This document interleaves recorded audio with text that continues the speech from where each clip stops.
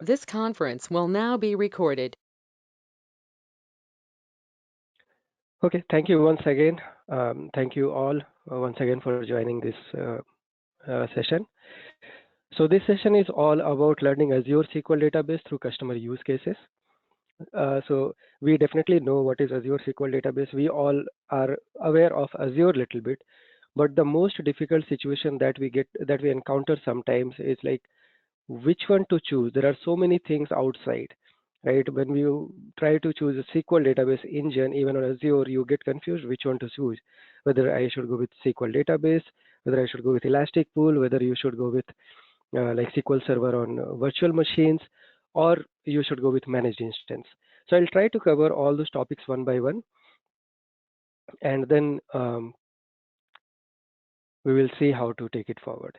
So these are the topics and subtopics that we are going to cover today. But the section 4 that you see is related to SQL on Azure VM. We are not going to cover this topic in detail. We will just cover the small brief about it because this is all about on-premise SQL Server. So I'm not going to cover much detail on this topic here. But all other three sections and sections we will be covering today. Okay, so let's begin with the first one, where we are talking about Azure SQL database, right? So single databases are optimized for modern application development for new cloud-born applications. So basically, when we say new cloud-born applications, there are certain things like it could be a very simple. Uh, Suppose a startup they want to get to Azure SQL database, but they don't know which one to select and how to proceed further with that, right? So in that case, they can just go ahead with normal Azure SQL database, single database. So if you see the screenshot attached here, you can see three options. Like how do you plan to use this service? So you get this screen when you try to choose Azure SQL database, and then it gives you the option that where you want to go. So the very first scenario, like you're a startup, you don't know how your workload is going to be, how big your data size, the data volume is going to be. So just go ahead with a single database, SQL database. If you don't have any planning, if you really have some planning in mind, then definitely there is no problem. You can go ahead and choose as per. Uh, okay, I'm sorry, I was just seeing one chat. So Karen, it's fine if you keep your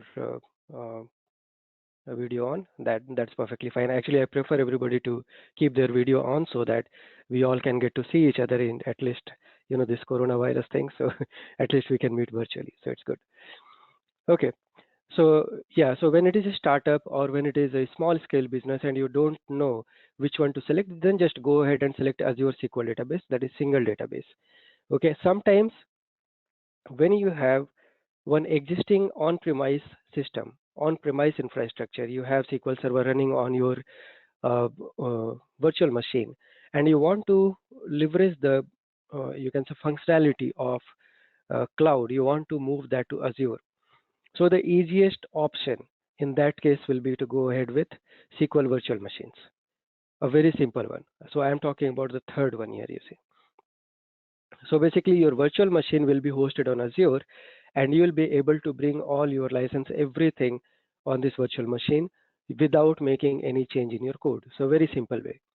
But again, you will have to take care of the maintenance and everything else. Like the way you take care of your on-premise virtual machines, like you take care of your virtual machines, similar way you have to take care of the maintenance, security, everything of this virtual machine, which is hosted on Azure right now. Definitely, there are some benefits of this, uh, of hosting this virtual machine on Azure. We will talk about those things in detail. And the third option that you see in the center is SQL managed instance. This is actually a very, very demanding, you can say, kind of SQL. When people are already using some on-premise SQL server and they want to move their workload to cloud, and they have some functionalities like cross database queries, and they have some SQL agents, they have database like mail server. So in those kind of scenarios, we need to go ahead with this system. We need to go ahead with managed instance. So we will definitely talk further about this, how it is beneficial and why people choose to go with managed instance. Okay. But before we proceed further, let's go to the Azure portal. So this is my Azure portal. I am logged in with my email ID prashant@azuredataplatform.com. Okay, and you can see this portal. If nobody has ever seen this portal, let me just, like, if anybody who has not seen this portal, this is the first time for you. So let me show you how it works. I will go to portal.azure.com.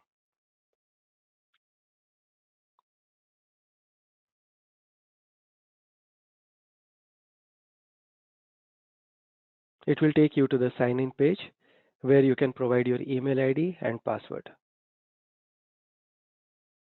Okay. Oh, so right now I am signed in, so that's why it's not taking me to that. Otherwise, it will take you to a sign in page where it will ask you for credentials. And then you will land on this page. When you come here on the first page, you will see all the recent resources that you have used. And if you have not created anything, you will not see anything here. Right now, I have worked on a couple of things here, so you can see few resources added here. So let's proceed with create a resource. And here, because we are talking about SQL, so we'll go to SQL database. So you need to just add here, create a resource, come to this and search for SQL database.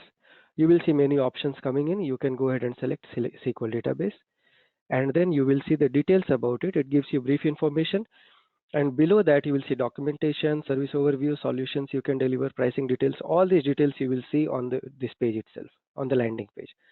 And then I'll go ahead and select on click on create. When you click on create, then you will get multiple options to fill in. First thing that you see is subscription. So my subscription is this. This is my subscription, and um, like so basically when you create Azure account, you create your subscription account, right? So when you create your subscription, it will ask you what name you want to give. So this is that name. I'm not going in much detail on this. And second one is resource group. So resource group is actually, in simple terms, if you understand, you are clustering all the resources under one group, right? You are trying to group all the resources that you are working on, or maybe region specific, or maybe the application specific. You can create a resource group specific to any particular thing.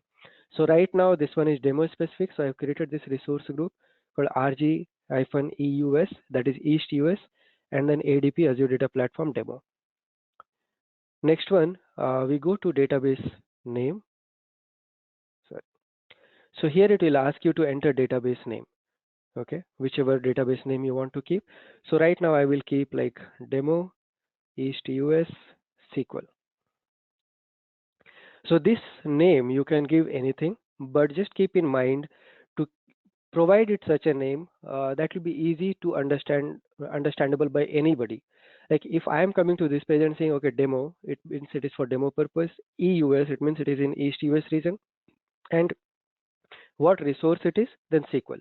You can keep it like you can first put SQL, then EUS, and then whatever specific to your application, and that's up to you. Next one is server. So server is basically your SQL server. Similar way that when you install SQL Server on your machine, right? So first it creates your SQL Server and then you create database inside. But in this particular case, we started with SQL database, and then gradually, like when we came forward, it is asking me to have SQL Server. Now you can see on my account, it is already showing this SQL Server. But for you, when you will start working on this, you will not see anything here. It will be blank. And then you can go ahead and click on this create new. So you can see one more thing here, that it is .database.windows.net. It means whatever name you provide here, that is going to be a global name. Like that should be globally unique name, because it is going to use the same domain that you see .database.windows.net. So if I suppose, for an example, I give test.windows.net, you see it will say the specified server name is already in use, right? Same thing if I try to use like demo, right? So the specified server name is already in use. It's still processing, but it will give the same error. So in this particular case, again, you have to select specific to your application.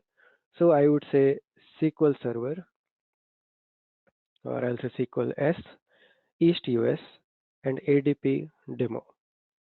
So I already have one, so I'm going to use another one. Okay, I am using this.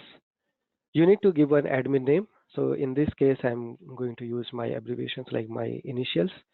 And then password, it has to be strong password. You can see these considerations, and you have to remember this. There is a difference in the password that you select for a normal Azure SQL database and the way you select password for Azure SQL managed instance. So the password that you are going to select for managed instance, that is another way of deployment, SQL deployment, will need to be stronger than this. Okay, so you can see, like, whenever you will enter the password, it will tell you the details, like what all considerations are there. So basically it will ask you to give an like, you start with the letters, then followed by some numbers, and then followed by some uh, letters, like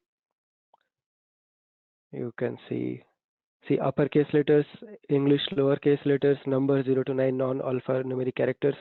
So these are valid characters that you can use for password. And then again we are choosing East US. So when you click on OK, it will create server for you. But I already have the server created, so I am not going further on that. But I'll show you how does it look once it is created. So now this is one important part here, that want to use SQL Elastic Pool, right? If I select on yes, it will ask me to select an Elastic Pool, but right now I don't have any. But right now I am not going to select this. I will show you further how you can select Elastic Pool and what is Elastic Pool. And next one is compute plus storage. So this is the most important thing. Basically, you are going to select the kind of server that actually you want to host here, the kind of database you want to host here, right? So it actually tells you the kind of machine that you are going to use. And here there are two kind of uh, purchase purchasing options. One is DTU based and one is vCore based. In DTU, you don't get options separately to select compute and storage. It comes in a package like a DTUs. Okay, and when you select that, it will define the compute internally based on the selection that you have made. And under this DTU model, there are three categories. One is basic, one is standard, and one is premium. And now the difference is, the basic one, you see that you can go maximum up to 2 GB. Now this is just for trial purpose, like if someone wants to just play around with database to understand how it works, you can go ahead and select basic setting. But if you know, like, you need more, like if your data size is going to be huge, or at least like up to 250 GB. So this is what you see here, but this is not the max size. The moment you will increase DTU, you can see that the data size also increased to 1 terabyte. So in standard category, maximum you can go up to 1 terabyte. And these are DTUs that you are selecting here. Maximum you can go up to 3000. Next we go to premium. Now in premium, again you see, uh, just to call back again, here you see maximum number of DTU available is 3000, but in premium you have 4000 maximum, and the size becomes 4 terabyte. So basically here you can have data maximum up to 4 terabyte of size. And these things are really, really important to understand, that which SQL database you are going to use and which particular purchasing model you are going for. And these are also called tiers, like which tier you are going to select. Because if you don't understand these things correctly, then you are you will be paying higher, or you may create a bottleneck throttle in your database engine. So you need to understand this thing very carefully. There is one more difference that I want to talk about. In standard, if you see, you have DTU and data max size, and then next we have premium. But in premium, you see two more things have come here. One is read scale out, and would you like to make this database zone redundant, right? So we'll talk about this. So when we say read scale out, so in SQL database engine, actually it gives you the flexibility. Uh, so SQL database is highly available, right? You have a primary database, and in backend you have three other secondary databases running. So in case if any primary database fails, right, then it will take it will change the connection. It will take you to secondary database. So in secondary database, it will just change the connection, but by default, you are reading, writing everything from a single database. But in this case, if you select read scale out, then what it does that you can insert the data, you can write the data to your primary database, but you can read from the secondary database. That way, it does not create a throttle in your database engine. So in simple words, that you have four different databases. You are writing to one database, but you are allowing other three databases to respond for any read query. And that is easy, like if you are using any application to read the queries from this database, then there is something called uh, auto intent, and then you have to just go and enable it, and then it will allow you to read from the secondary databases. So that way it allows that read scale out.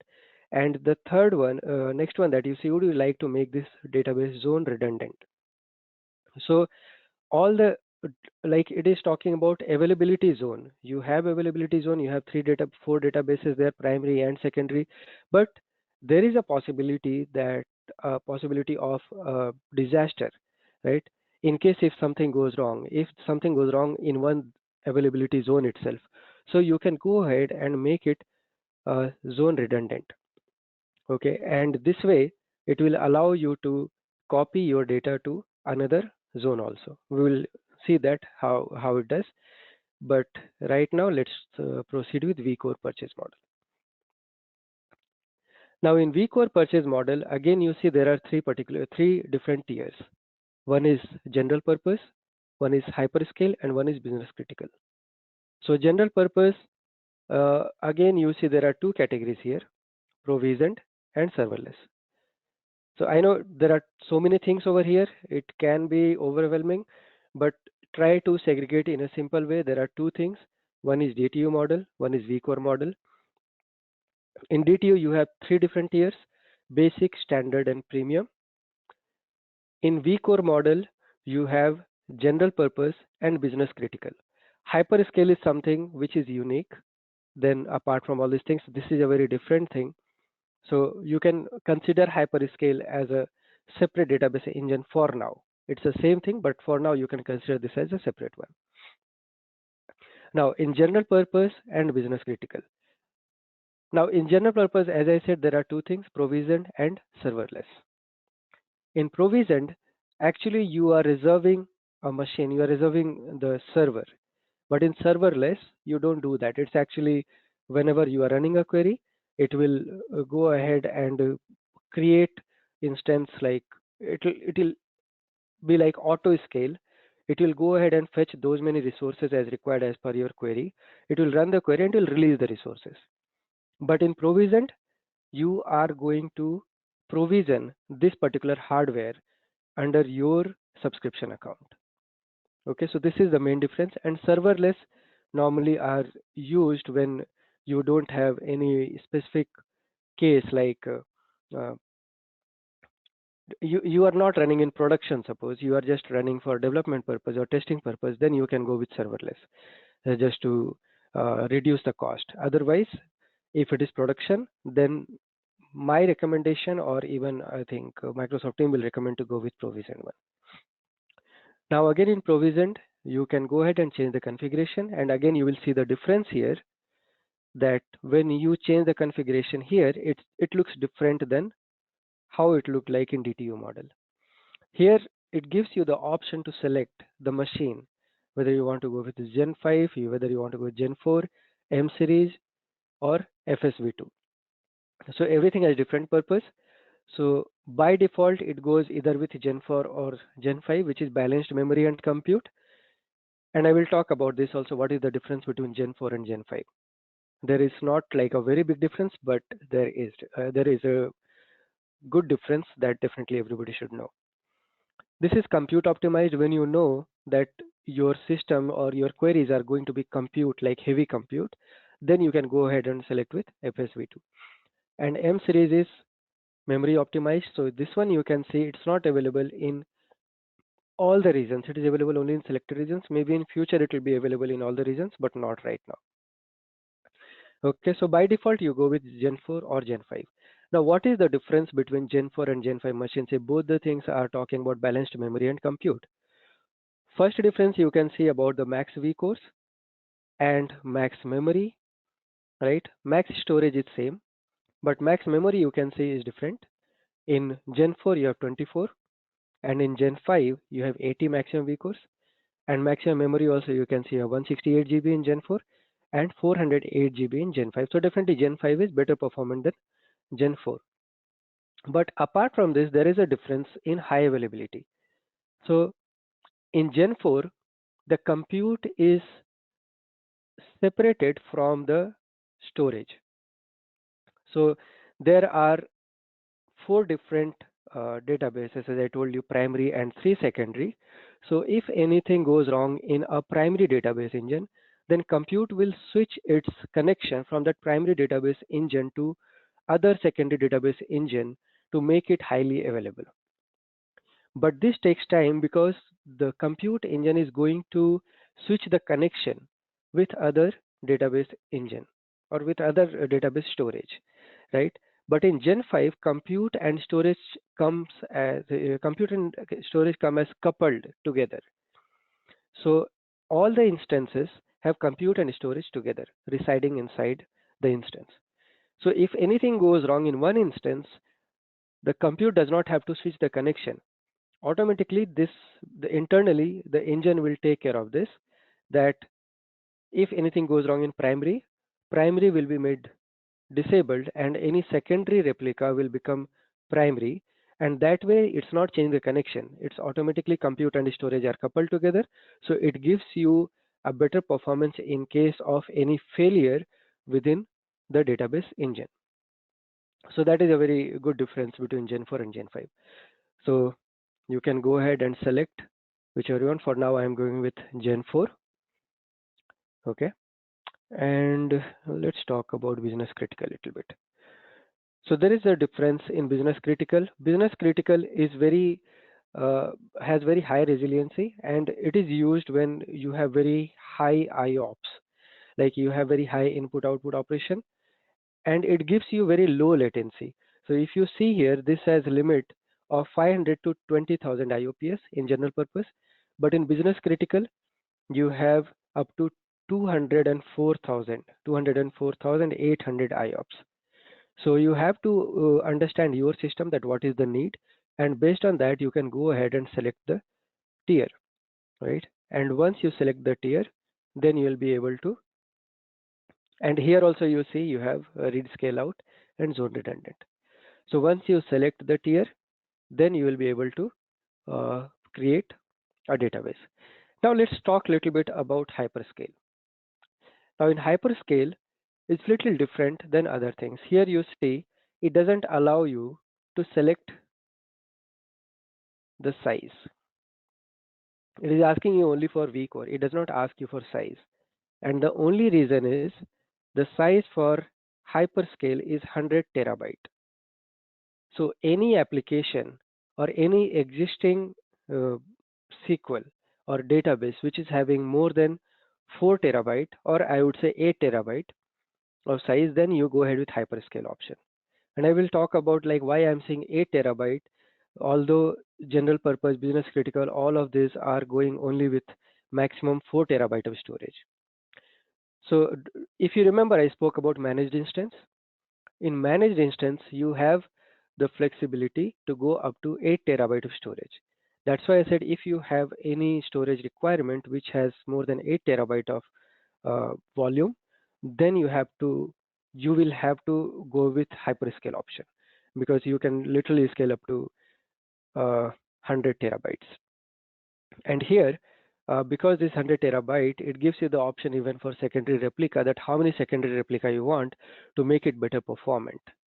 And apart from this, definitely you have vCore selection that you can see based on your need. If it is not performing well, if the SQL is not performing well, you can go ahead and scale it up. There is one more thing that I wanted to talk about, is this: save up to 55% with a license you already have a SQL Server license. So basically they provide you the option that if you already have SQL Server license, then you can go ahead and select on yes, and then it will ask you for certain details, and then you will get some discount on this. Basically, you can save 55%. There are other options also to save the money on this. Like right now, we are paying pay as you go, but you can go with reserved instances. So in reserved instances, you can choose to provision a particular database for 3 years or 5 years. In that case, your cost will reduce for more than 60%.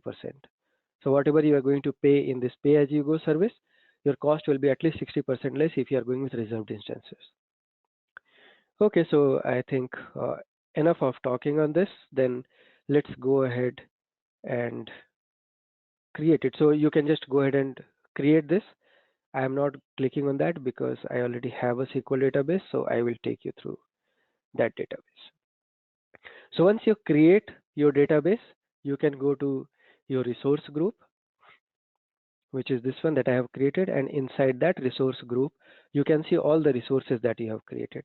So right now I have many resources created here for this session. But first, let's go ahead with SQL Server. So you can see all the resources and you will see the types also. So you can go ahead and select on this SQL Server. If you don't want to go this way, you can go to Home and just search for SQL Server, right? So you see here SQL Servers. You can go and it will take you to the SQL Server. Click on this and then you see all these details here. First, you have overview, activity log. Here it is IAM, access control, that you can add any user from this Active Directory. Then you have failover, manage backups. So we'll talk about all these things one by one now. So let's jump back to our PPT.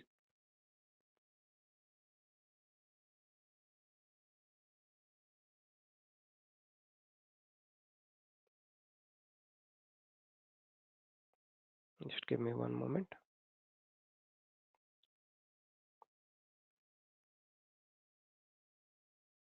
Yeah.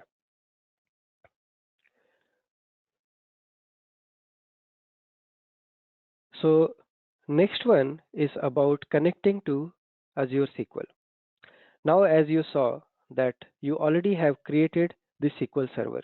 Now, how we can connect this SQL server to, like, how you can work around with that, like how you can play with this, right? So one tool that we see here, mm, let me talk about other things also first.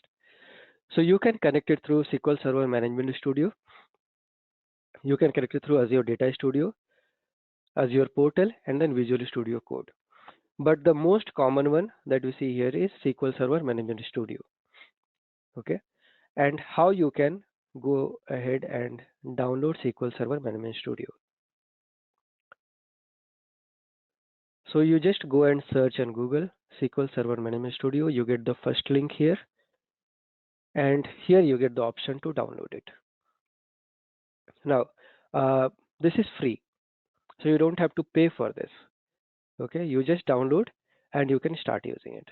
So I have already installed it. So let me.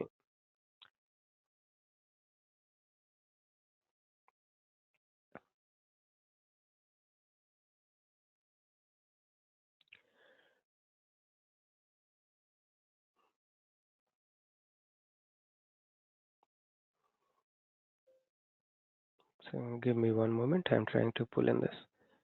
So this is SQL Server Management Studio. So when you install, you will be able to open this. You see Object Explorer here, and you see there are no connections here right now. So I can go ahead and create and connect to a SQL Server. So you see this is one of my SQL Server. So I'm not going to use that. I will be going ahead with a new SQL Server that we have created. So this is the server name that you see.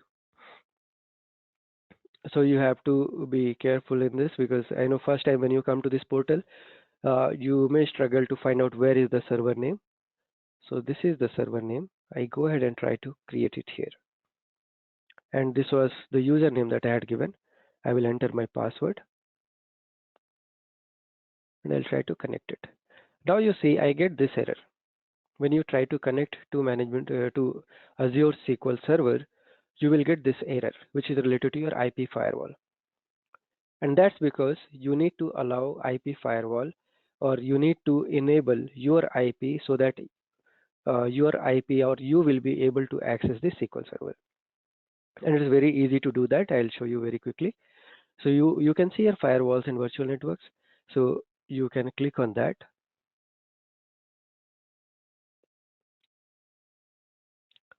and then you can enter your IP here. So that is one thing that you can enter it manually, or else it will show your IP by default, that this is your client IP. Do you want to add it? So you can just go ahead and add client IP here and save it.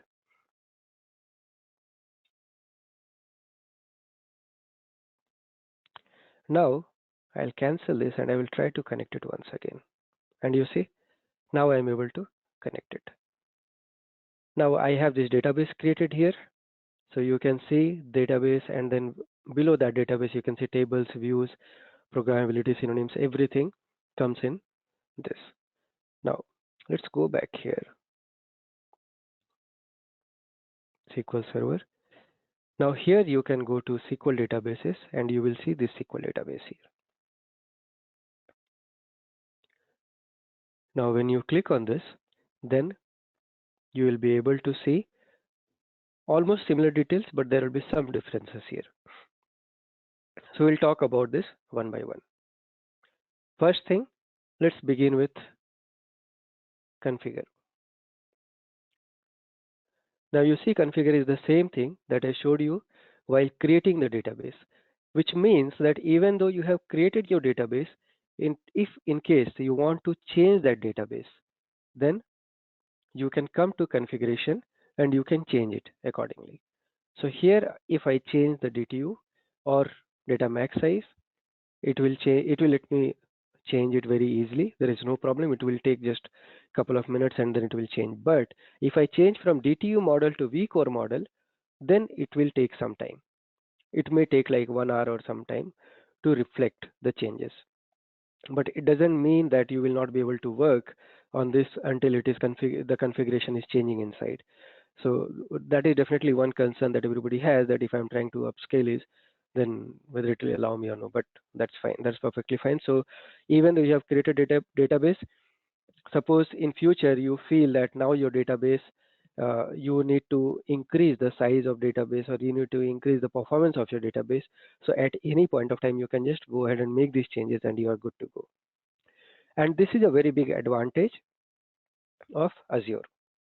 Okay, that if it was your on-premise infrastructure, then suppose initially you provision like maybe 200 GB of SQL Server of storage on SQL Server. Now suppose you want to increase it to 1 TB, then you will have to go through a various process to enable it, to get the permission, then get the funding, then get the hardware and then install it.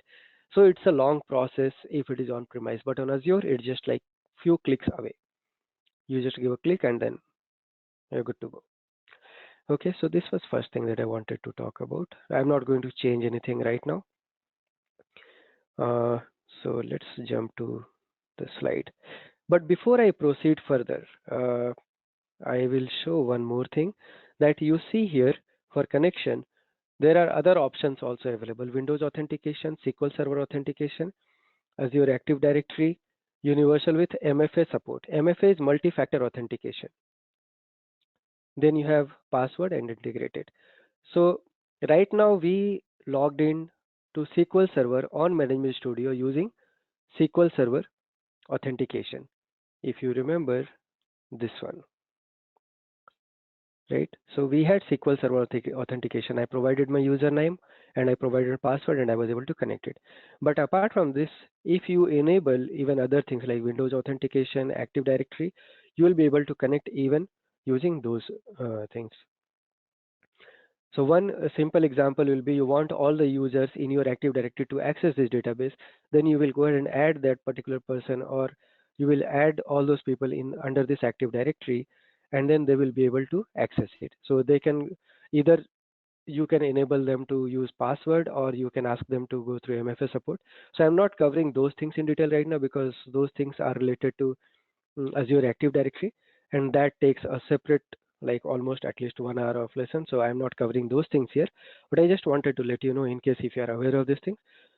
So your SQL database, Azure SQL database supports even this kind of connections. Okay. So before I proceed further, I want to take a pause and I want to ask you guys if you have any question so far.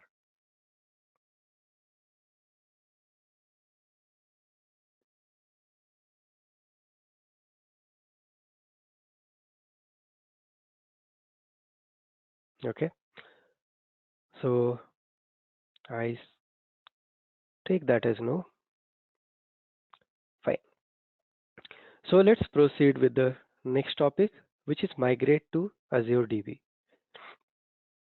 Now, migration to Azure DB is a very critical and quite important topic to discuss.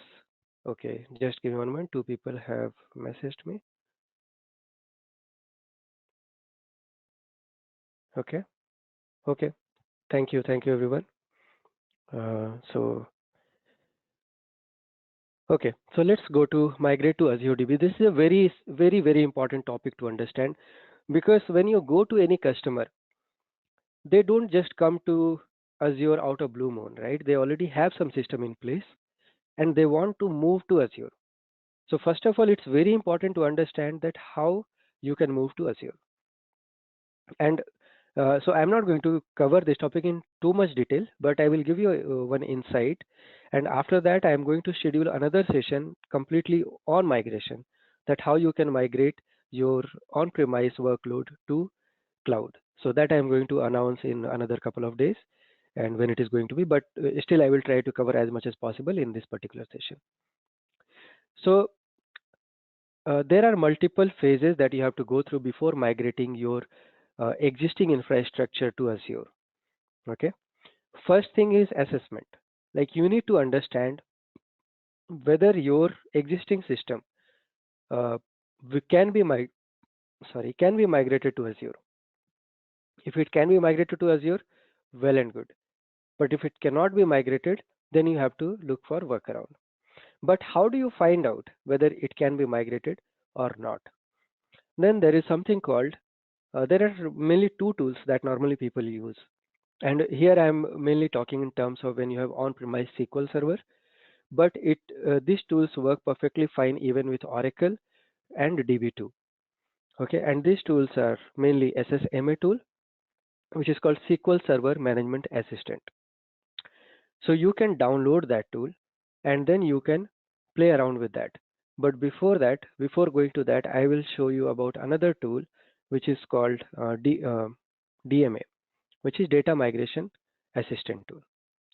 So let me pull out that.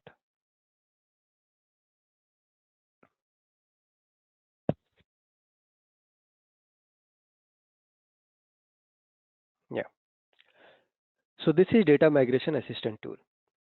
And this tool is very important for you to understand whether the existing infrastructure or existing workload can be migrated to cloud or no.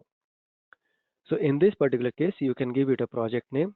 Maybe I'll just give test and it will give you two options, database engine integration services. So I'll select database engine and then you will have SQL Server. You can see here source is SQL Server or AWS RDS for SQL Server. Okay. So you can select SQL Server and target Azure SQL database. Create this project and then it will check for these things, check database compatibility, check feature parity, and then benefit. This is in preview version, so I will not talk much about this right now. But check database compatibility is the most important thing. That whether the database that you are going to migrate is compatible with Azure SQL. So one case study that I will talk about. I had a customer who had SQL Server 2000 and they wanted to move to cloud, right? And that's not possible because that's not supported, right? So we had to do workaround with that. And I'm not sure about 2008. I think 2008 is also not supported now. So first you have to bring those things to supported on-premise SQL Server and then you bring it to the cloud. So that is definitely one overhead. So you have to be really careful while suggesting your customer that whether it can be migrated or no, because it can become one overhead for you if you don't understand that clearly. Okay, next one is feature parity. Like there will be some features which are supported, which are not supported.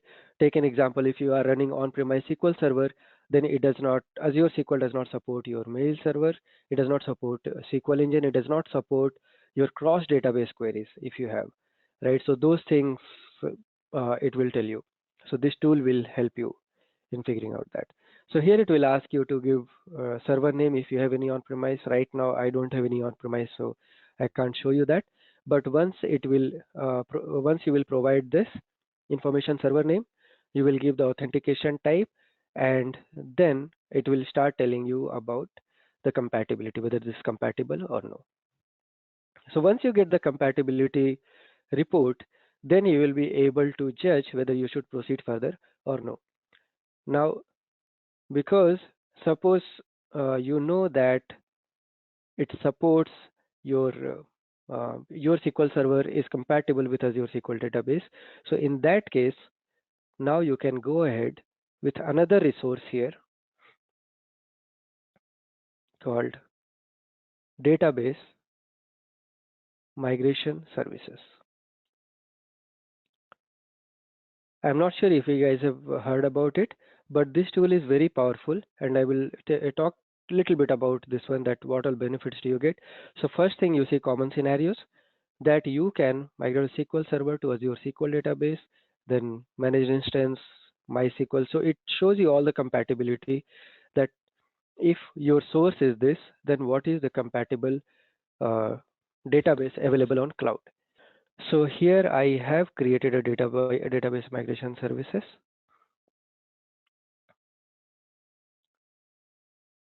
Let me start this service.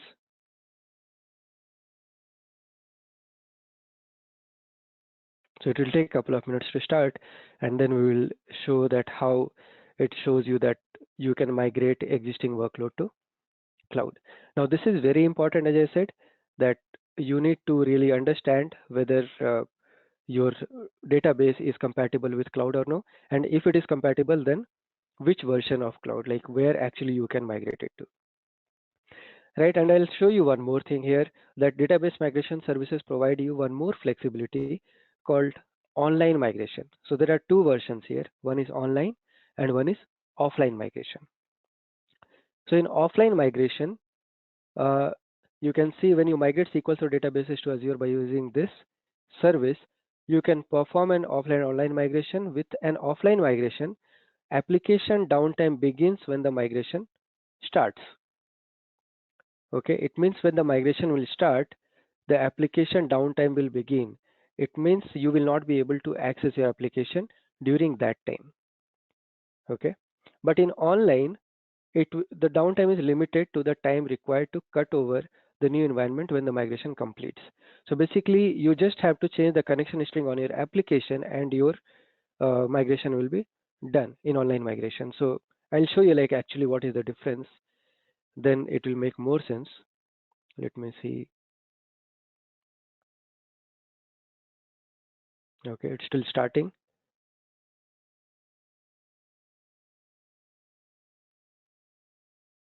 Okay, so let's do this until it takes some time to start the service. We can take a break at this point of time and we can come back in 5 minutes. So let's proceed further. So we will come back to this topic once the data migration services are up. Let's move to the next topic, security. Now this is very important aspect of Azure SQL database, because the moment you go in front of any customer, first thing they're worried about their data. So here it's very important to understand that data on Azure SQL is protected by four different layers. First one is network security, then access management, threat protection, and information protection. And we'll talk about all these things one by one. Network security is mainly about IP firewalls and virtual network firewall rules. If you remember, when I was trying to connect SQL Server on my management studio, it did not allow me to do so. It gave me one IP restriction because my IP was not allowed to connect to the SQL Server. So I had to go ahead and allow IP firewall, add my IP to the firewall. And similar thing you can do with virtual network. You can go ahead and add virtual network directly instead of adding individual IP. So let me show you that quickly.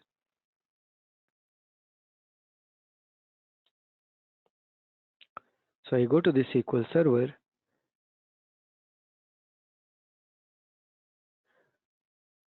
show firewall settings.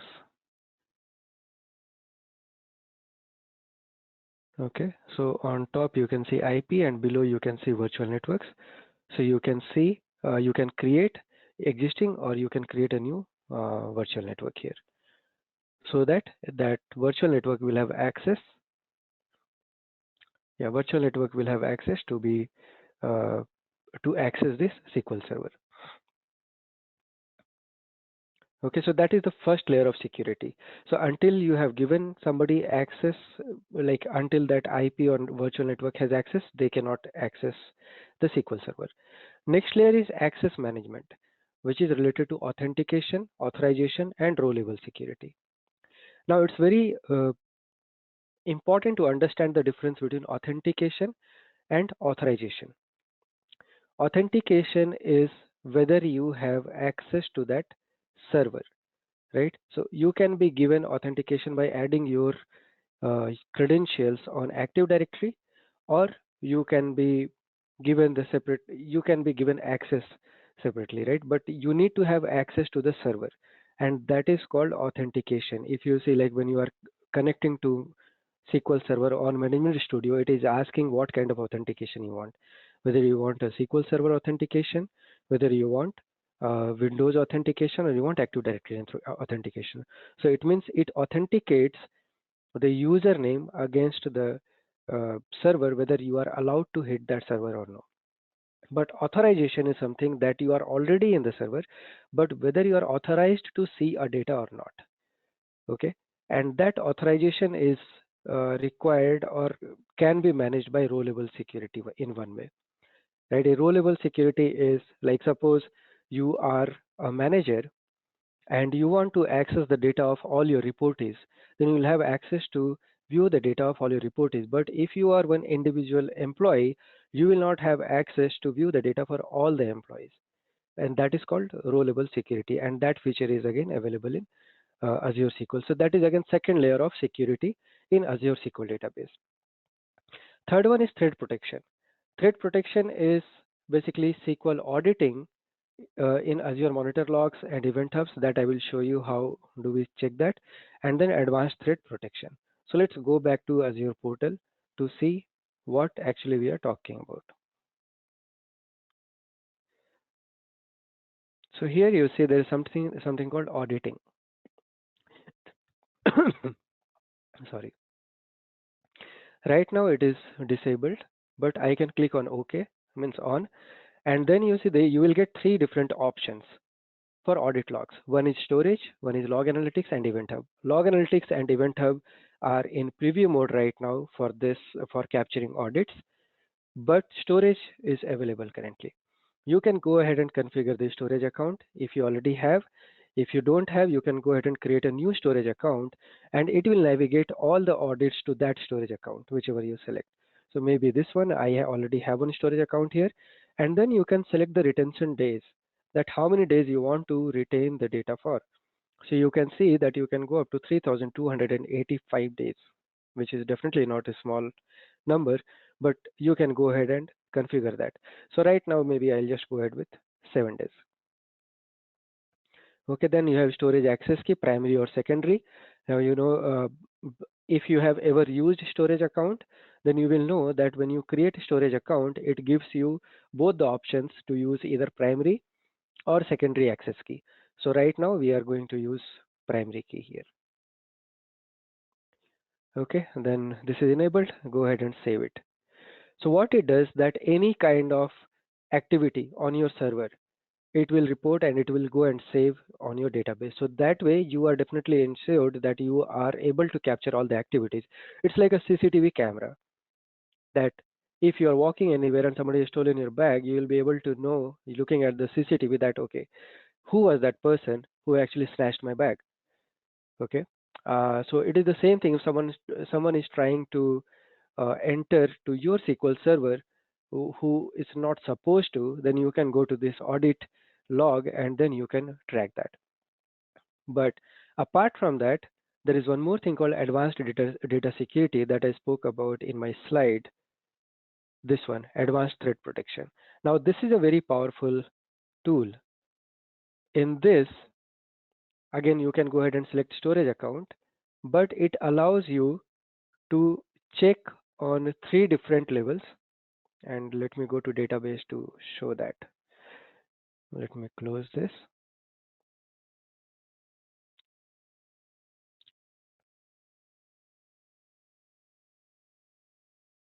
Yeah. So here you see there are three different categories mainly. One is data discovery and classification, vulnerability assessment, and advanced threat protection. So advanced threat protection comes under advanced data security. So all these three things will be uh, actually all these three run under internally on ML services. So basically there is a machine learning logic internally which tries to find out like what kind of service it is. So one moment, Karen is asking if I'll send a copy. Yes, Karen, I'll be uploading this copy on YouTube and I'll share the link with everybody, whoever have joined this call. Okay, sorry for interruption. So you can see there are three categories here, data discovery and classification. So based on the activities on your server, it classifies your data. It classifies, uh, so basically it will tell you which data is critical, which data is sensitive, which data needs to be protected, which data is very like highly sensitive. So it will classify the data by using its internal machine learning algorithm. Second thing is vulnerability assessment. Again, this itself will try to find out whether uh, like what kind of risk is involved in SQL, right? You can see like auditing should be enabled. It is giving me threat right now that auditing should be enabled. If it is not enabled, then something is wrong. And server level firewall rule that should be set up. The DBA user should not be. Let's see what it says. Yeah, DBA user should not be used for normal service operation. So basically it is asking to create a new kind of user and all those things. So it will give you the recommendations that what actually you should be doing. Even though you are new, you will not have to worry about much. You just follow the instructions, but it's not that you will have to follow all the instructions. Sometimes you will understand better and you can take your decisions. So it goes through multiple checks, multiple security checks that you see here. So it has passed 44 checks, but it has failed in 5 checks. So you can check if those 5 checks you have to actually think about, or you can just live with that. That's completely up to you. But it's always recommended to listen to whatever it is suggesting. Again, another one is advanced threat protection. So it means if uh, it will try to tell you uh, high severity or medium severity alerts. It means if someone is trying to access your SQL server, it will notify you automatically. Okay, so that is a very strong feature. That's a very nice feature which is available on Azure. And these are the features that make your Azure SQL database engine different from your on-premise SQL server. And this is very important, right? Now, next layer is information protection and encryption. And again, there are three categories here. One is encryption at rest, encryption in transit, and encryption in use. So when your data is at rest, that is transparent data encryption. So you can go ahead and enable that. You see transparent data encryption. You can enable it, and then all the data which is at rest right now will be encrypted. Another one is transport layer security. So encryption in transit. So Azure actually enables TLS 1.2 on all the transactions. Like if you're interacting with data on SQL, like Azure SQL, it enables like TLS 1.2. So you can leverage that feature to keep your data secured in transit. And the third one is data in use. Uh, so yeah, third one is data in use, like always encrypted. So you can keep your data always encrypted if you think that data is really, really sensitive. And apart from this, there is one more feature here called dynamic data masking.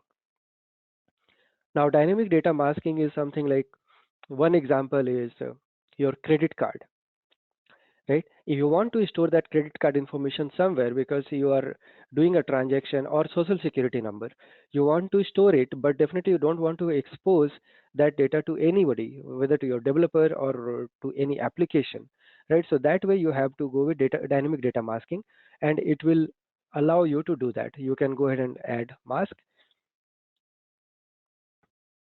Right now I don't have anything, so it won't show, but it will show you these options. You can see credit card, email, number, custom string. So all these options are there, and it will do dynamic data masking on all your data. So these many layer of security are there for Azure SQL.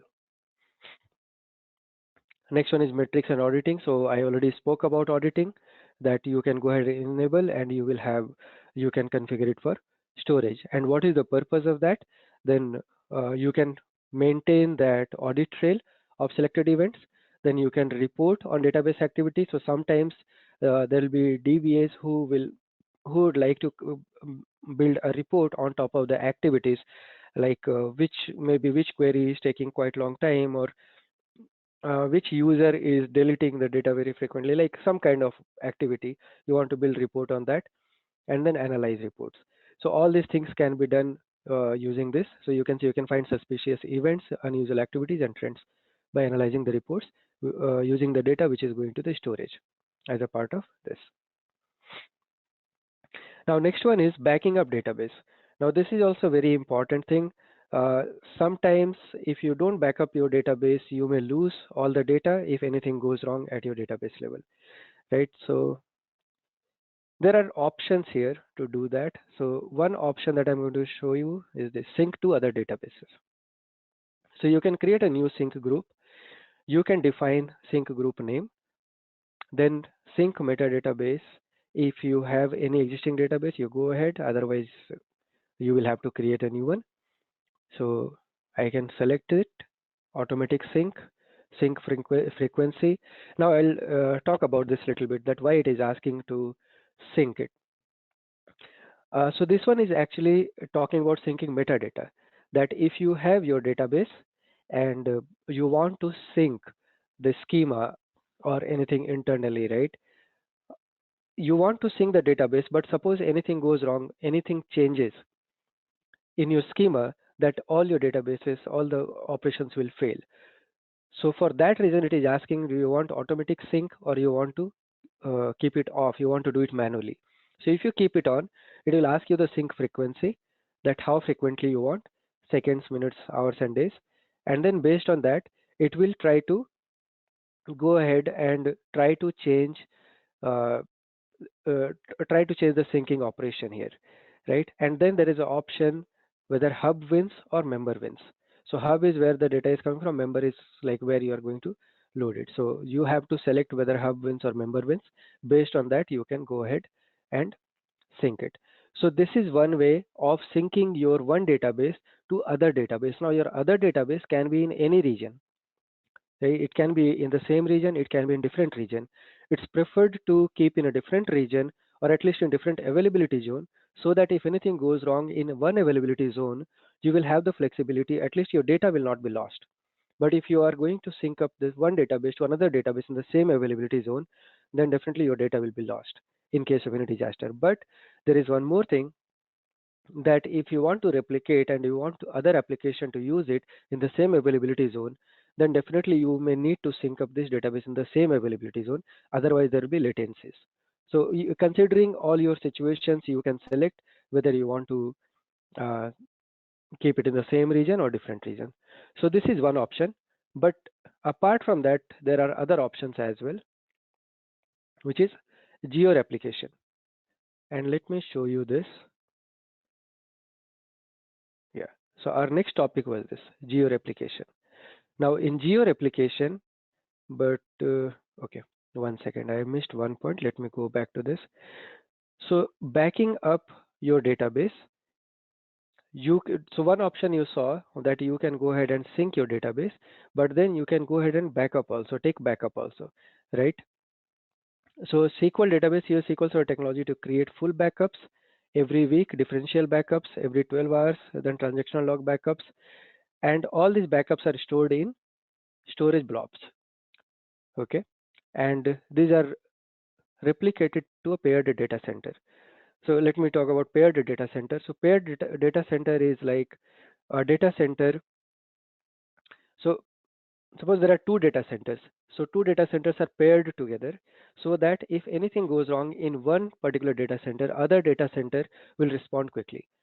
And suppose Microsoft or Azure runs any update in one data center and anything goes wrong there, right? Then immediately they will try to make changes in the paired data center so that you will not have any difficulty.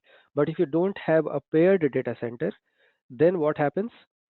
That any other region that you select, which is not a paired data center, then in that case, the preference will be given the last for the updates.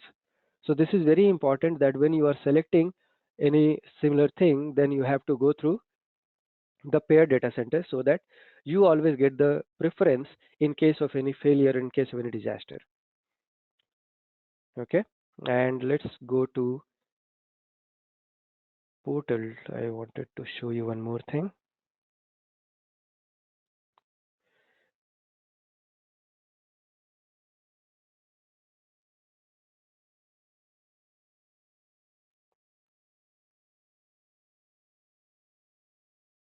Yeah, so manage backups. So if you see, I have this database here and I want to maintain the backup, then you can configure it whether you want a long-term retention, monthly long-term retention, or yearly long-term retention, right? So this one is weekly, monthly, and yearly. So you can choose how do you want it, right? So point in time restore. It actually allows you to go with point in time restore. By default, it is 7 days, but you can go back to 35 days. And uh, what benefit do you get out of this? So first of all, whenever you create a database, by default, you can get a point in time restore for last 7 days. So once it happened with me that I was working with a customer and I by mistake deleted one UAT environment completely. Like I deleted that UAT database completely. Definitely that's nobody should be doing, but I did that, right? And I literally panicked that time. I did not know about these features. So literally you can go back and restore the database from the previous one, right? You are storing it like so you can literally go back and restore it from the previous backup point, so you don't lose the database. And you can define this thing here that how frequently you want to keep it. So if I select this and I want to keep it suppose every 1 week and then apply, then this will be applied and you are actually taking uh, the backup so that even if something goes wrong, you have the database backup and you can restore it at any point of time. So this is also one of the option, but here you have the flexibility to select the database whether you want all the databases or any individual database. And another option that I told you about was on database level, that you go to database and you can sync that database to another database using sync group, which was this one. Okay, now there is third thing, which is SQL DB geo replication. Now SQL DB geo replication means you can replicate your database to different region here, and it's very easy to do. Right now we are in East US region and I am going to select another region, maybe Central US. Central US. I select this region and then you can define this secondary type is readable. So secondary type is readable. It's not, data is not being ingested there. It's just readable, right? Your target server. So if you have any server in West region, you can select. If you don't have, you can create a new server in West and then you can select the pricing tier for that and you can configure that one. Okay. So you can define the target server, you can define Elastic Pool. Okay. Next, I'm going to talk about Elastic Pool and then you can define pricing tier for this. and then click on OK. Then your secondary will be ready. And let me show you. I already have this running on my another system.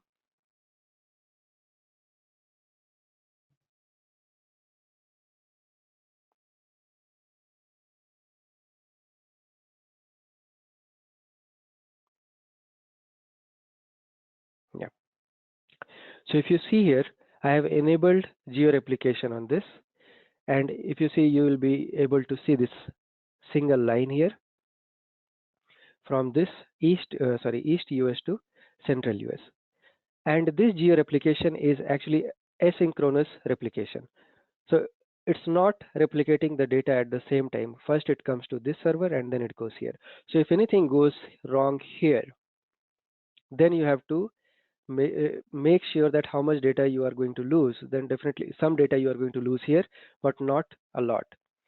Okay, some data you might be losing here. But to come over that situation, let's go to SQL Server of this database,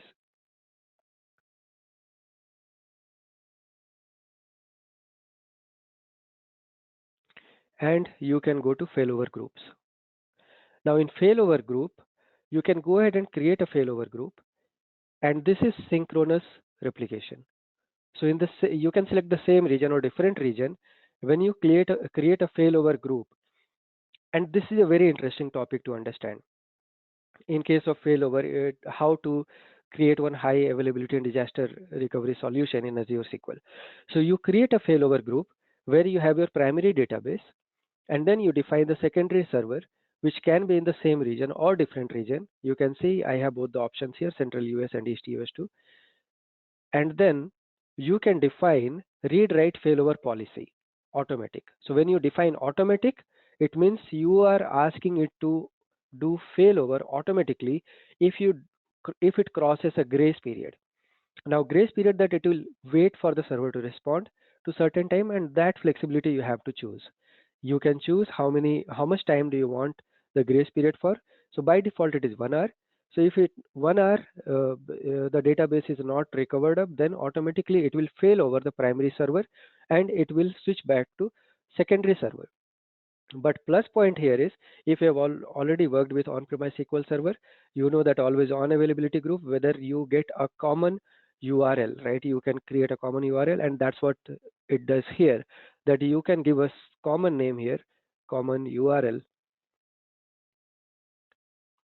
Sorry, common URL dot database dot windows dot net, and again this name should be unique in the entire world because this is dot database dot windows dot net.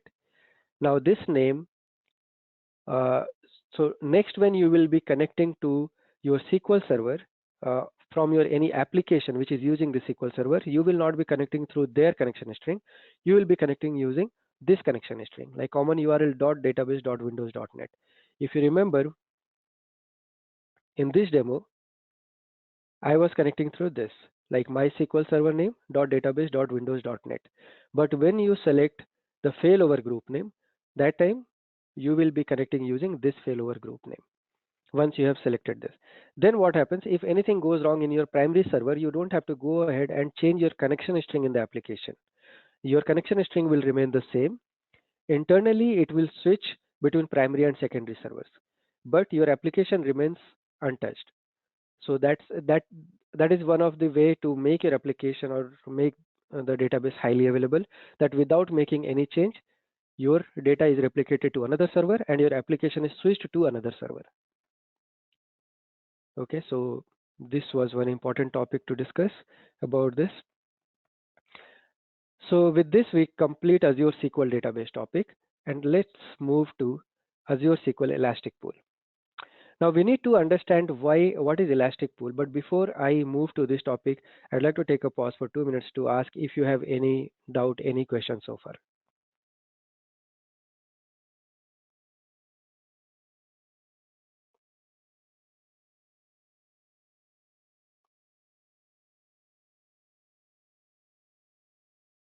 Okay, thanks, Peter.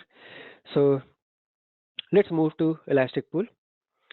So Elastic Pool is a situation like enables the developers to purchase resource from a pool shared by multiple database. Okay, it means that you have one database, and whatever happens in your database is your individual database, but sometimes it is shared, like you have multiple databases, so the resources can be shared by other databases. uh, in simple words, in simple world example, if I try to replicate this scenario, is like you mm, suppose you are using a mobile network, right? And whatever bandwidth that you select, you will be able to use that network. But when you are on your office network or corporate network, that time it depends, like some resources will be using high bandwidth for downloading movies maybe, and some resources may be using very low bandwidth, maybe just doing a normal like chat. But all these things will be handled because this is a shared network which is provided by your company, by your organization. Right? Similar way, if you are going to use one elastic pool of databases, so it allows you to take that advantage of the resources based on the need. So one example here is, you can see a single database is going like it's giving you spikes like this, like once in a while. Like take an example of Amazon, like during their big day season, like big season sales or something they call, right? uh, that time there will be peak season, and then after that it will be standard, but during peak seasons the requirement will be very high, right? Now suppose they have like multiple databases, so in that case you will see like some databases are low utilized or are using low resources, and some databases are using very high resources, but overall they are using fine, they are doing fine. But here also you will not see much benefit, that still you will see some resources are being wasted here. Like you see, these are the gaps, right? So if you have provisioned, like you have taken like maximum suppose 90 uh, databases or 90, they call it EDTU, then in that case something are being some capacity is being wasted. But now suppose you have this situation where you have multiple databases and everything is working together on this elastic pool. At any point of time, you see the chart, it looks like a normal sinusoidal wave. And that way, you are not wasting the resources much. Your elastic pool is in full utilization, and that way you are able to utilize it. So, a very simple scenario, that under what situation you are going to use elastic pool when you have multiple databases and you don't know that how it is going to behave, like you sometimes you see spikes in your databases.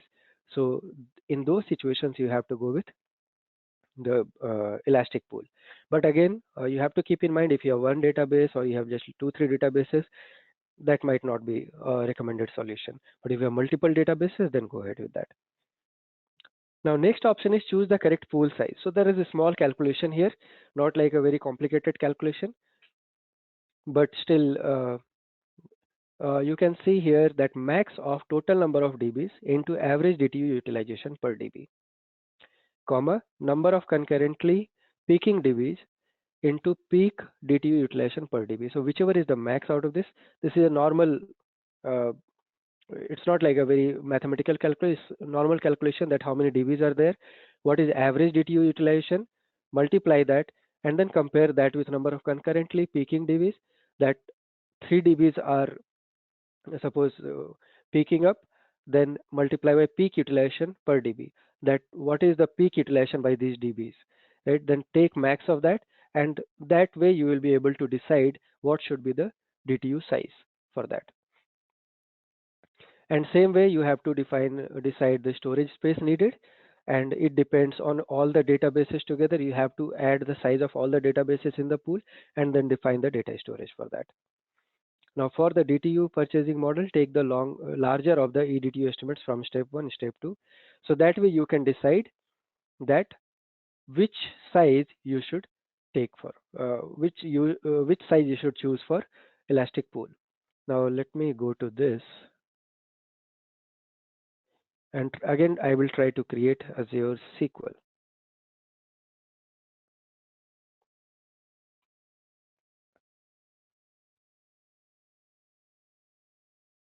And here you see we have elastic pool.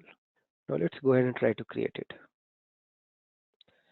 I have my resource group. So this one is another subscription. I can go back to my subscription here.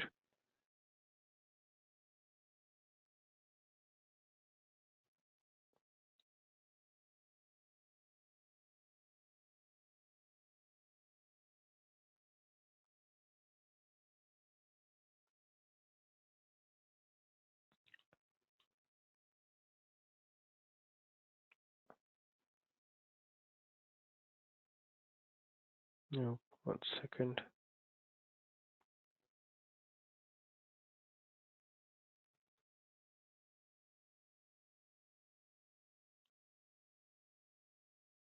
Okay. So that was my mistake. So you would have realized when I selected SQL database, it took me directly to SQL database. But when you search for Azure SQL, it will bring you to this particular page, and then you have the option to select Elastic Pool.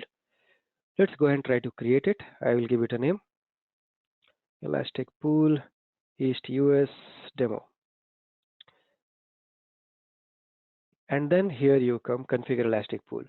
And this is what I was talking about, like how do you decide the size? And again, in Elastic Pool, we are going to talk about the same thing, basic standard premium in DTU based model and week or purchase model.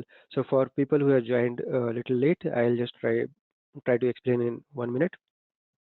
So in Azure SQL, there are two types of model. One is DTU based model, one is vCore model. In DTU based model, you don't get the flexibility to choose the size, basically the compute size and the storage separately. It comes in a bundle which is called DTU. So you can select DTU and accordingly it will allow you to, it will configure the compute accordingly.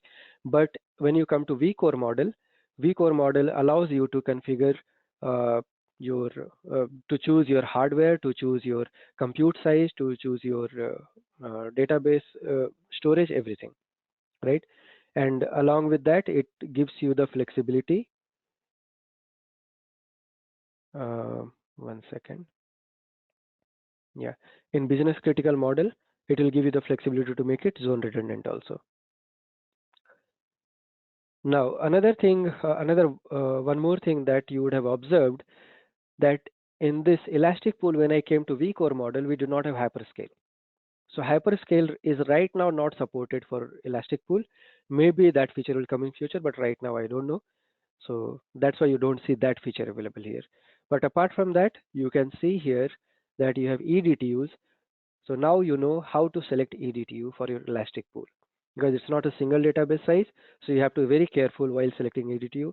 But even if suppose you have made a mistake while selecting this, doesn't matter because later you can go ahead and change the configuration as I showed you on SQL database.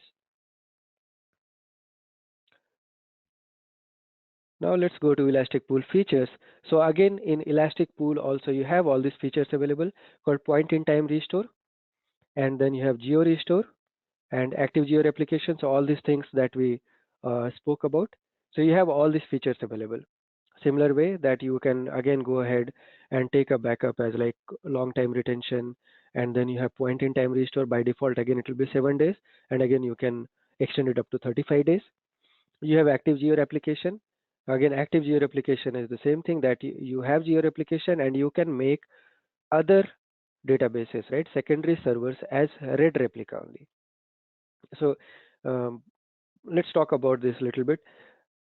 So you have a primary server and you have made active geo replication. So now your database is in a different region that you can make as uh, readable, which is in readable format, but you can make some particular application to access only that server for reading purpose, right? That way you will be able to gain more like better performance on the existing database.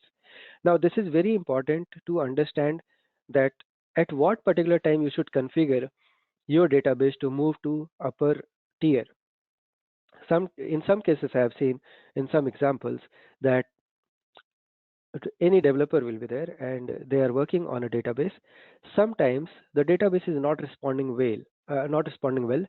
They have written a SQL query and then it's running very slowly. The first option they go with increase the tier, but that's not always the preferred solution. There are many ways to first you enhance the performance of your running query. Is your query having any deadlock? Is your query having all required joins? like proper joins, indexes, and then go ahead and check if you are using any subqueries which is degrading the performance. So you perform all those checks first before going to increase the tier. Sometimes what happens, if you have not written the query properly, your query starts resulting the data set uh, mm, in like huge way. It will start filling up your temporary database. The moment you see that your temporary database started filling up, it means something is wrong in the query. So instead of just increasing the size of your database or increasing the tier of your database, first you go and fix the query.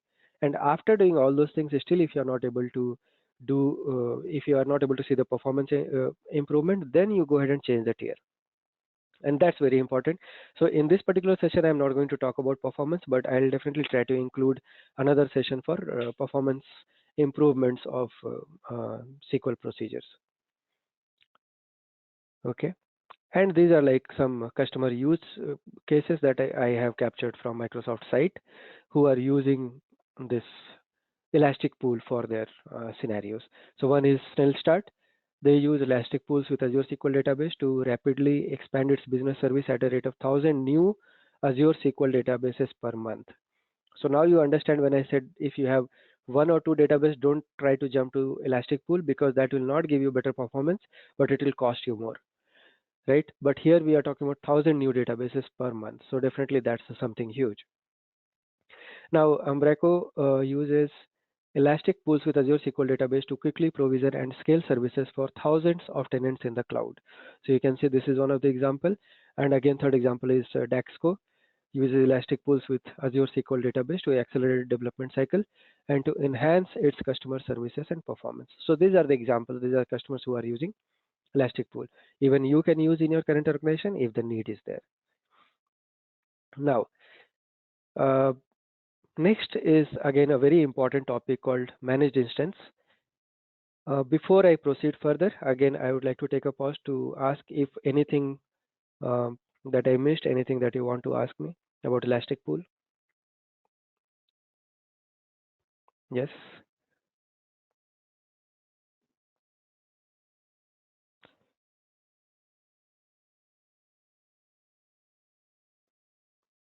Yeah, thanks, Karen, for the feedback. Uh, I don't know who is admin. There is no name here. You have typed some question, but I didn't get the question here.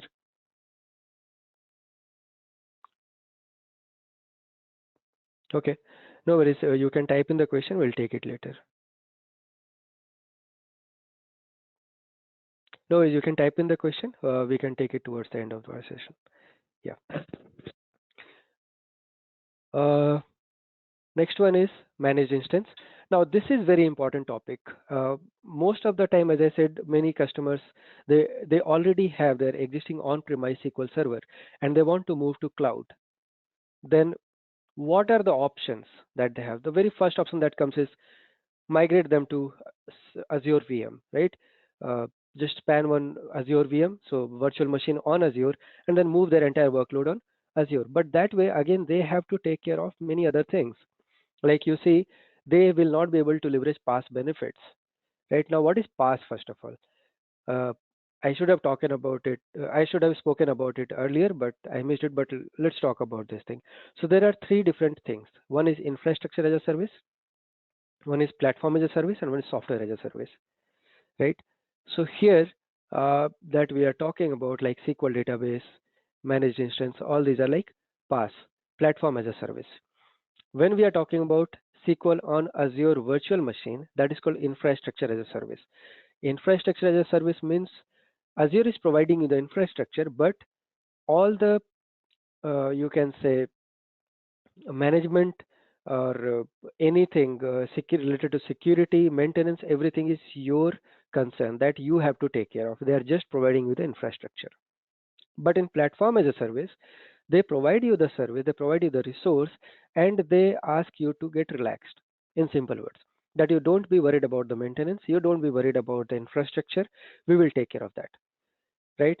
So in past benefits, you can see no hardware purchasing and management, no management overhead for managing underlying infrastructure, quick provisioning and services scaling, automated patching and version upgrade. Now, when they say this thing, automated patching and version upgrade, this is when I said about, I spoke about paired regions, paired data center. Whenever they do this automatic patching, first they first they apply on your primary server, and then immediately they go to paired. If you don't have a paired data center, then your another data center will take the least preference. So it's always important that whenever you are going for geo replication or anything, try to do it in your paired data center. Okay, then integration with other PaaS data services. Now this is these are PaaS benefits, and then security compliances are there. I'm not going to go in too much detail of security of this because most of the things are similar to your Azure SQL database that I already spoke about. But if you find anything different, uh, there are links that I will attach with the video, right? But yeah, let's talk about this, the availability. They are talking about 99.99% uptime SLA of management. That is a very good thing, right? A very high availability. And then you have again automated backups, same long time retention policies and other things. You have a user initiated backups also. You have point in time database store. You have almost all the facilities that you saw in Azure SQL database, but still this is quite different than Azure SQL database. And to talk further about this, I would like to take you to my portal.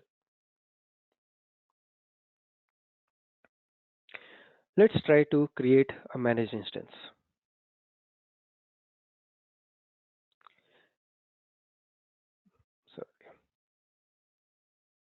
So, so you just need to type managed instance and you get this option, go to create. Now, there is just one thing that I would like to talk about before proceeding further.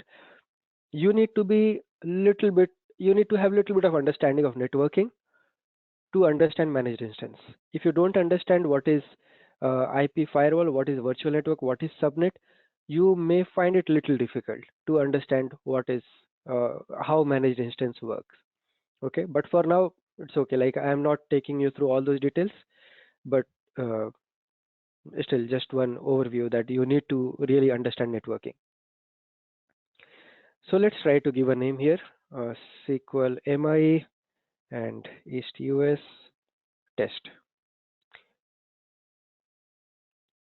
You can select a region. Now here you see the difference that comes. Now this is very important. You have here business, general purpose, business critical, and you don't have a DTU model here. That is the very first thing. So managed instance is only available with vCore models, no DTU model. Another thing, it does not have hyperscale. It only supports general purpose and business critical. Another difference, if I increase the vCore to 80 vCores, my storage increases to 8 terabyte. And this is what I was talking about during my first topic, that in Azure SQL databases, the maximum storage allowed is 4 terabyte. And here in managed instance, the maximum size allowed is 8 terabyte, but in hyperscale, 100 terabytes. But if I move to business critical, okay, you can see this reduced to 4 terabyte. Business critical is mainly for very high IOPS, right? Very high IO intensive and compute intensive workloads, but it comes with one drawback, and which is the size limit. Now this size limit is only 4 terabytes, not 8 terabytes. There is one more difference here. If you see in Azure SQL databases, we saw there were two different generations, generation 5 and generation 4. But here you only have generation 5. And again, as I spoke about, the difference between generation 4 and generation 5 was, first of all, the difference in the V cores. In generation 4, it was maximum 24 V cores, and here it is 80. And another was related to high availability. In Gen 4, the compute is separate from storage. So if there is any failure, the compute will have to change the connection from primary database to secondary, and that takes some time. But when you talk about Gen 5, compute and storage are coupled together. So if anything goes wrong on primary server, it it completely switches the primary server to secondary and secondary to primary, and that's how the downtime is very low, and it is better, like it is more highly available than Gen 4. So we saw all these things. Let's select some feature here. I will go ahead with very small vCore, very small this. And you see there is one more thing here that you really need to understand, that managed instance is costly. It's not as cheaper as SQL database. You see, even if I'm going with the least option, it will charge me $750 per month. So you have to be very careful if you are going to provision this managed instance on your machine. Just give me 1 minute.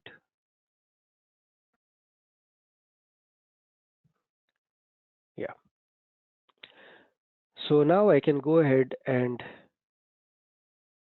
create apply and give your admin name here, whatever you want.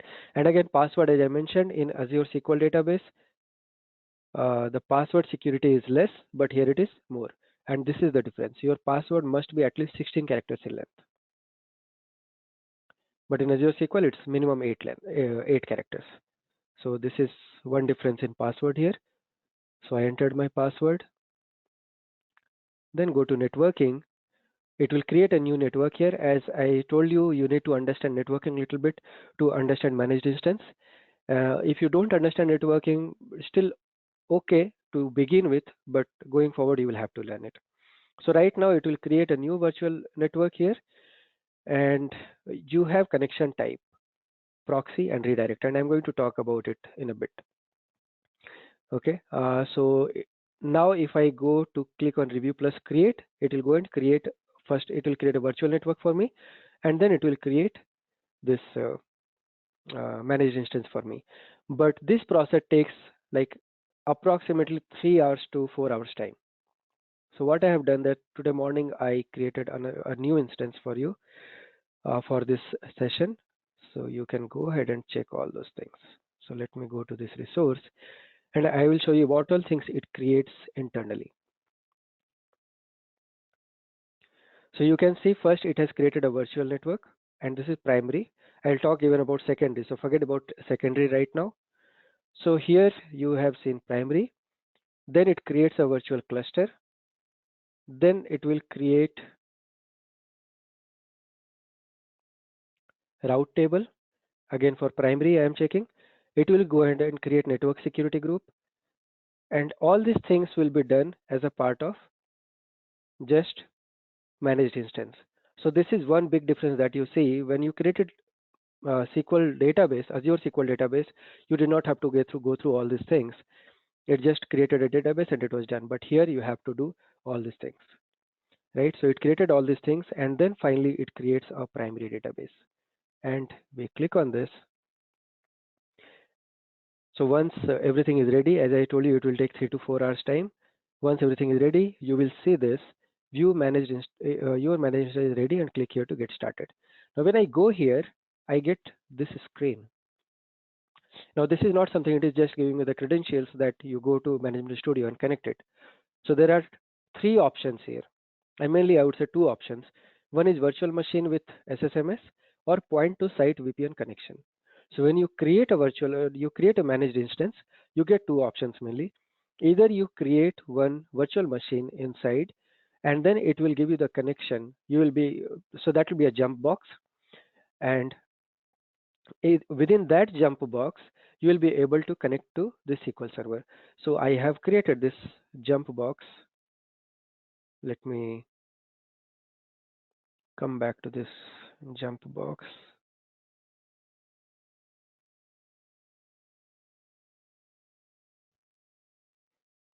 So this is my jump box, and I installed SQL Server Management Studio here. And after doing that, we go to connection string. So before doing that, let's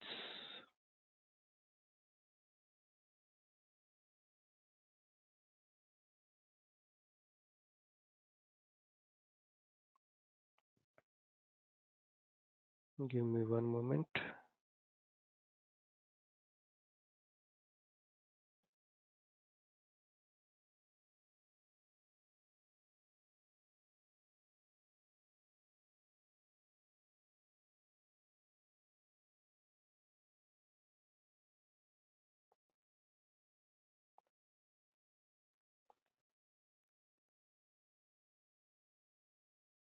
Sorry, because I'm not able to go to that screen, so I'm not able to bring this down, but it's okay.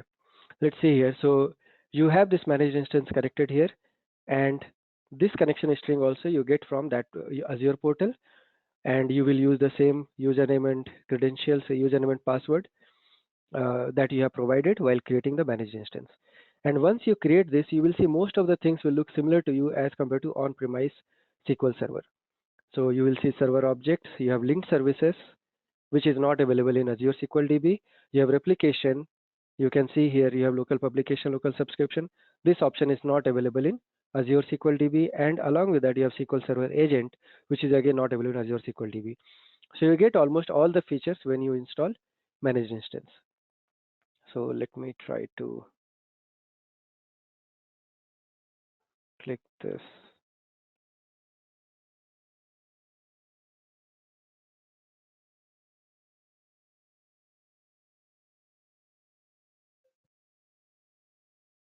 Okay.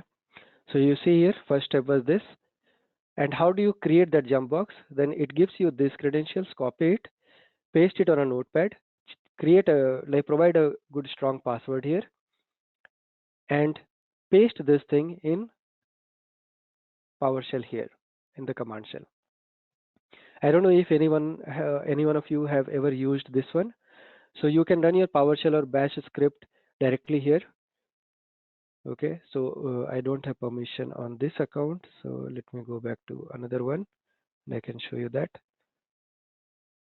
Yeah,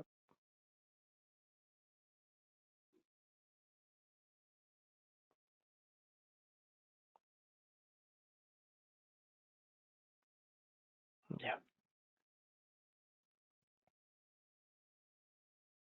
So it is starting my PowerShell.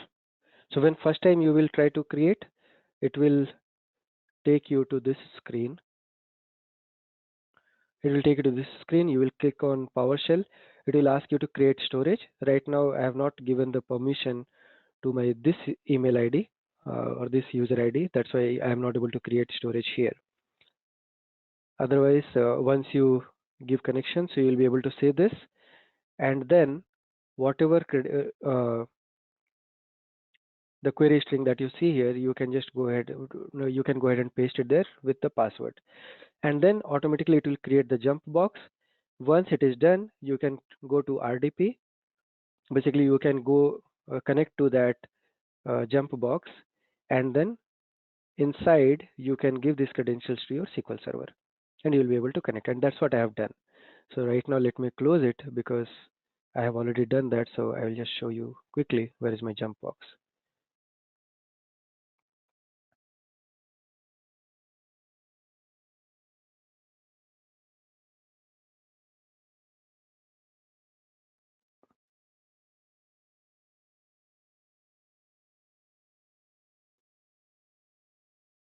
Okay, so you can see my jump box is here, and this command itself will create the networking. It will take care of networking everything internally, so you don't have to do anything uh, separately yourself. So you can go ahead, create. It gives you RDP option,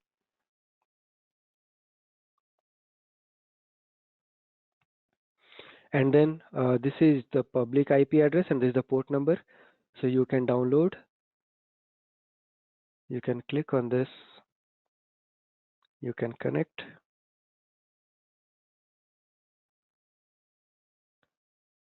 Then some warning, and that's it.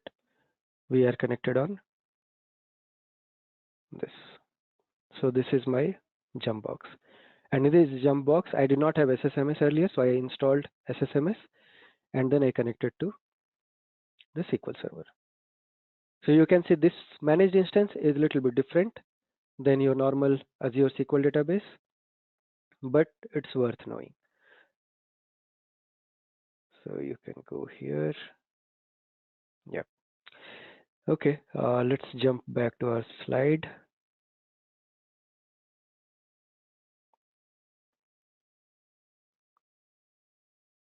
Yep.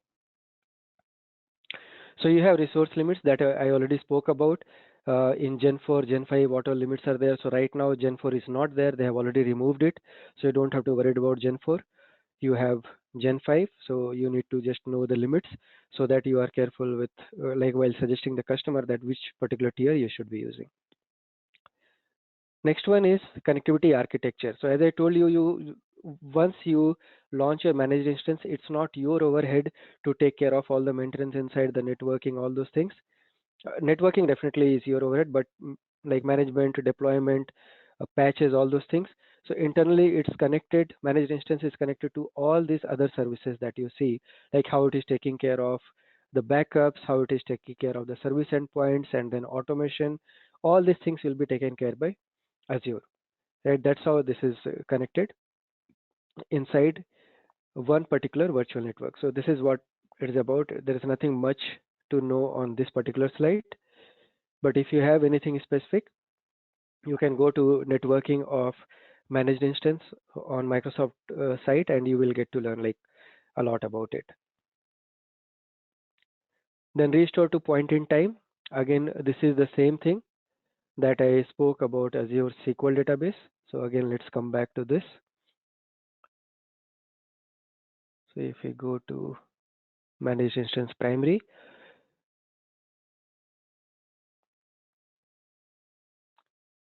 okay, you can see you have uh, so one difference that you see here, you have instance failover groups. There you had failover groups in Azure SQL database, and here you have instance failover groups. The difference is when you go for failover groups, you have the luxury to select any particular database for failover. But when you are going with managed instance failover, you don't have luxury to select individual database. Whatever databases will be available on that instance, that will become a part of this failover group. And you have all those backups and all those options available. So you can go here,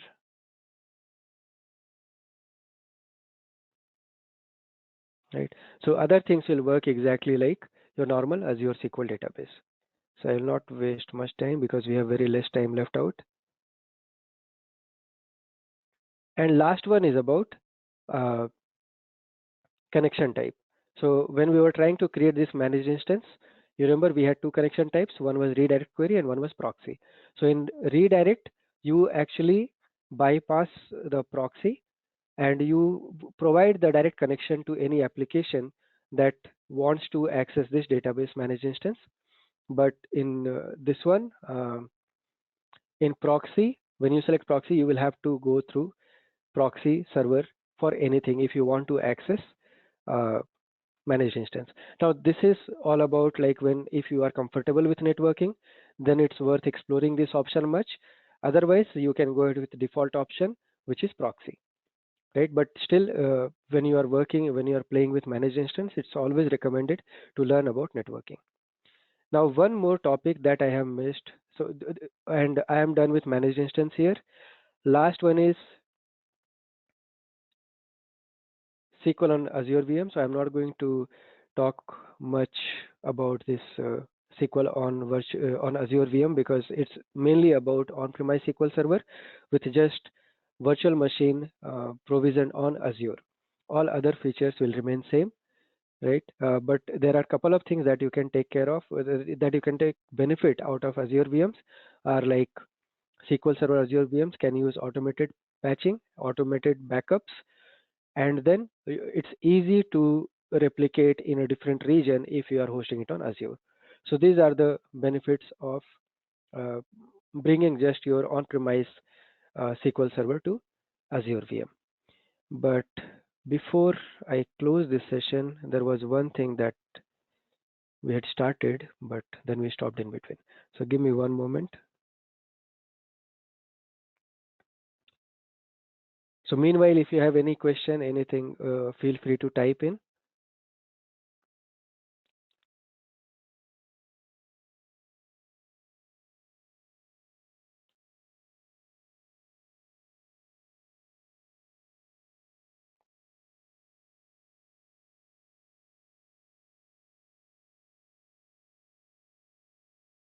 Okay, this was another one.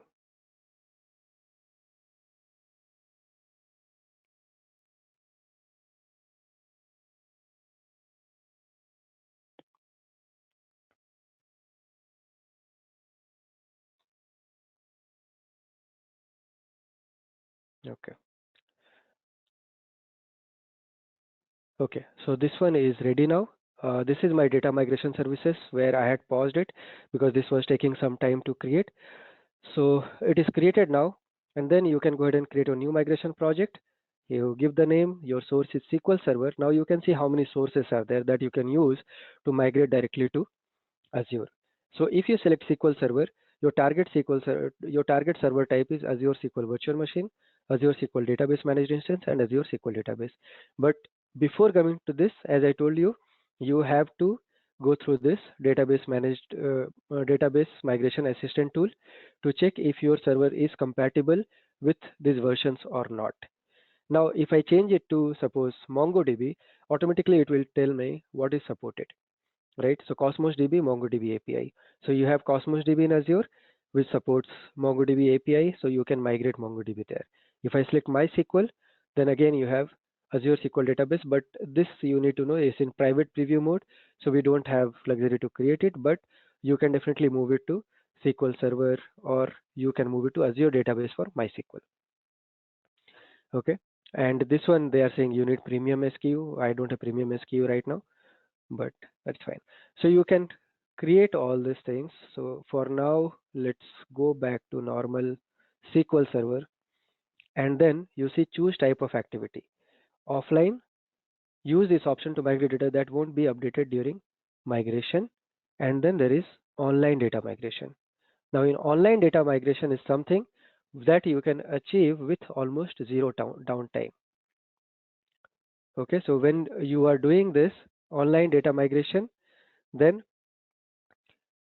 it will try to copy the changes. It will try to bring in the changes to your target database. And once you see that everything is uh, done, then automatically, like you can select to cut over. So once I create this, so right now I will not be doing that because we don't have that much time, and I'm going to take a separate session for this. So we will definitely talk about it in detail. So if I try to create this activity,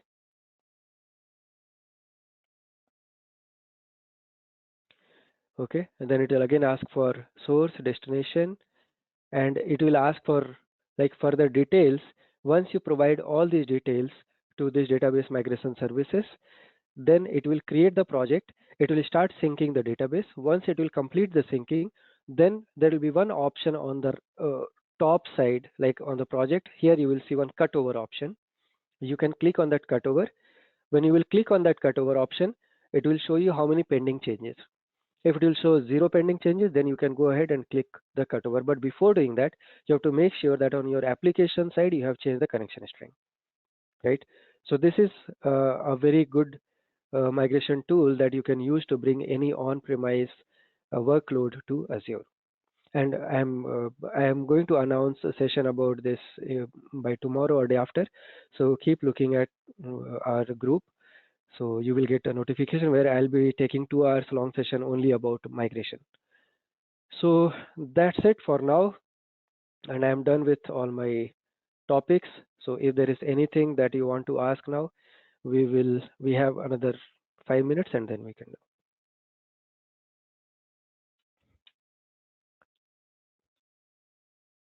Hey Okay, there's Prashant, one this is question. Nagesh. Yes. So just one Hey, moment. Just one moment. Joy has typed one question here. That thanks, Joy, for the feedback. And can you talk a little bit about performance and TCO, cost of SQL Server on-premise database versus? Oh yeah, that's a very important point. And again, I will cover this topic in detail during our migration topic, but still I'll try to cover a little bit on this. So there is one Azure calculator. Let me talk to this Azure price calculator. You can go to this site and you can select any service that you want to use, maybe Azure SQL database. This is right managed. You can go to view, and then here you can select what generation, what core, and it will give you the exact price. It will not be the complete exact price, but approximate price. and it gives you even the option to go with reserved instances, whether 1 year or 3 year, right? And based on that, you can compare that whether if you run this service for 24/7, 365 days, then how much it is going to cost, and how much it is going to cost if you provision similar kind of hardware in on-premise. So that way, definitely you can talk to your customer and you can tell them that whether this is a good option or no. And apart from that, there is one Azure hybrid benefit also. If your customer has any on-premise SQL Server license, they can bring in that license and they can leverage the hybrid benefit from Azure. So those things are there, and we will talk in detail about it, but this is definitely one of the portal where you can go and check about the pricing. You will compare the pricing. And when it comes to performance, as I told you, it's a SQL database engine, whether it's on-premise or Azure. If your query is performant, if your query is optimized, it will give you good performance.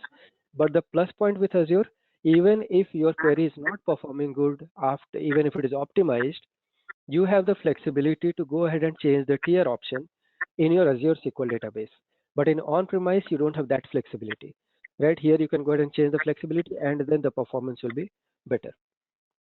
Right. So, Joe, I hope I answered your question in a brief, but definitely I'll be taking another session where I'll talk in detail about all these things.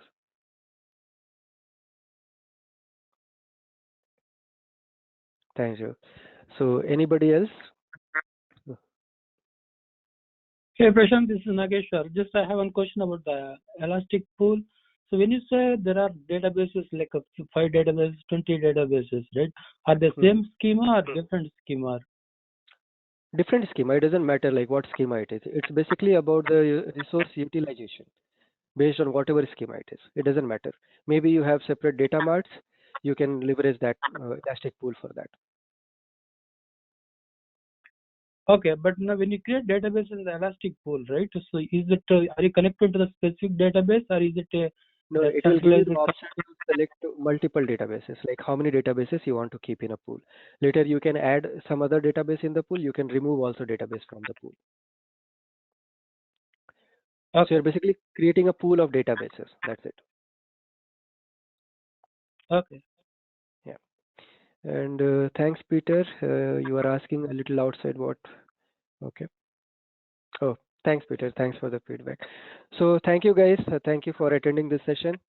I know we have run almost 7 minutes late, but thank you, and thanks for joining my group. And my next session is about data factory. So if anyone is interested, come and join. And I'll be announcing about data migration session by tomorrow or day after, so that you can, if you're interested, please feel free to join that. And all my sessions are going to be online, so you can ask even your friends to join if anybody is interested. So thank you, everyone. Thank you, Prashant. Thank you. Thank you. Thank you much. Thank you.